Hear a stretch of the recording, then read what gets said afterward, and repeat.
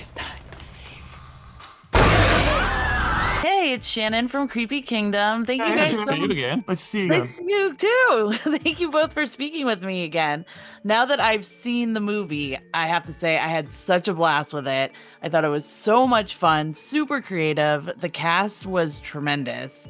But I want to focus on one person, which is Peter Stormare. I can't pronounce his last name.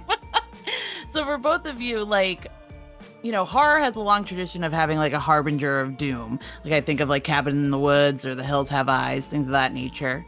And I love that you brought him in for that in the film. Can you kind of talk about bringing Peter on for this? And was it hard to convince him to play this role? We looked at this when we were talking about breaking the story and how we were going to expand the universe and the world of the game. We really saw Peter as that sort of the linchpin to the franchise. Like he would be the as you put so wonderfully, harbinger of doom, which I'll steal in future interviews. But yeah, so it felt like he could really be the face of the franchise, and I just love like what's going on with this guy. Like there's so much mystery surrounding him, and Peter brings such a presence. He's very much like you can just cut to him and he's already like, so he evokes something like unsettling. Although the loveliest guy, he's the best. But so very, very early on, we flagged Dr. Hill as the character that was going to really be the connective tissue between the game and the movie. And then in terms of, do you want to talk about or how to convincing him? Yeah, I mean, since he was in the script and, the link between the movie and the game in many ways, he had to be in the movie. So it's like, what if he says no?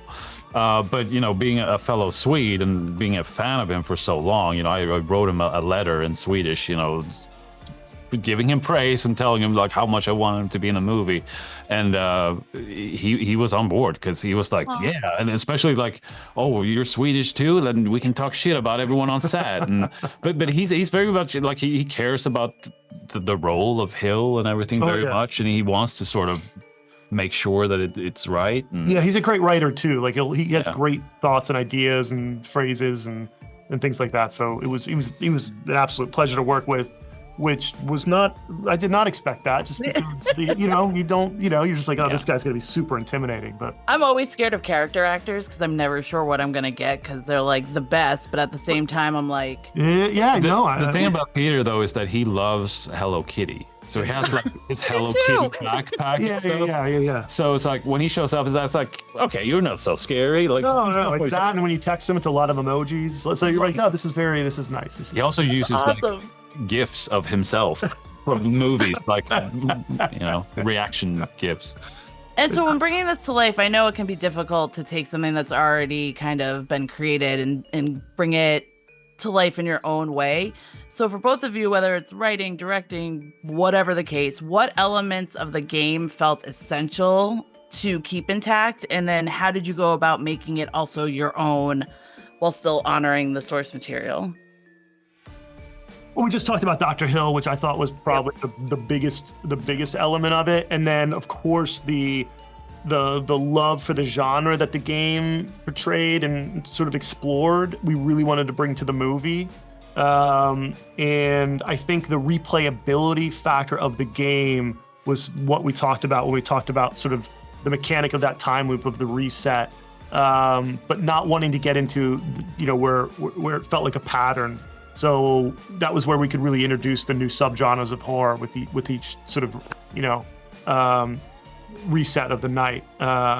So I think those kind of elements were really sort of what we... Yeah, the sort of resetting and the looping for me, I found was such a brilliant way to get this feel of like when you're playing the game and like you're replaying it or like you're making different choices and getting different outcomes, seeing different deaths. Mm-hmm. I mean, that was such a great way to get that into movie form, where movies are not interactive, but you could still get that.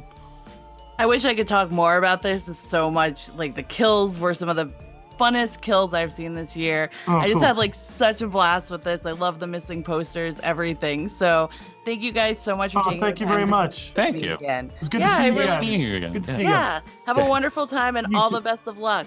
Thank you very much. Thank you. Thank you for watching. And thank you to our sponsors and Patreon producers for making this video possible. Hit the subscribe button so the creepy fun never has to end. This is Hannah reminding you to keep it creepy.